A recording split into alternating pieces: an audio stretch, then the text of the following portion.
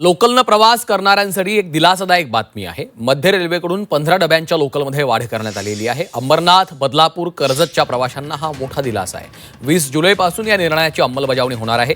मध्य रेल्वेनं अंबरनाथ, बदलापूर आणि कर्जत परिसरातल्या प्रवाशांच्या अनेक वर्षांच्या मागणीची पूर्तता केली आहे. 20 जुलैपासून मुख्य मार्गावरील 12 डब्यांच्या 10 लोकल 15 डब्यांच्या रेकमध्ये रूपांतरित करण्याचा निर्णय मध्य रेल्वेने घेतला आहे. मध्य रेल्वे मार्गावर तब्बल 7 वर्षांनी 15 डबा लोकलच्या फेऱ्यांमध्ये वाढ झाली आहे. या बदलामुळे प्रत्येक लोकलची प्रवासी क्षमता सुमारे 25% वाढणार असून लोकलमधील गर्दी कमी होण्यास मदत होणार आहे. या 10 लोकल सेवांमध्ये सीएसएमटी अंबरनाथ, सीएसटी कल्याण, सीएसटी बदलापूर आणि सीएसटी कर्जत तर परतीच्या प्रवासातल्या लोकलचा समावेश आहे. दरम्यान मध्य रेल्वेच्या एकूण उपनगरीय फेऱ्यांची संख्या 1820 इतकीच कायम राहणार आहे. भविष्यात कसारा मार्गावर देखील 15 डब्यांच्या लोकल सेवा सुरू करण्याचा रेल्वेचा मानस आहे.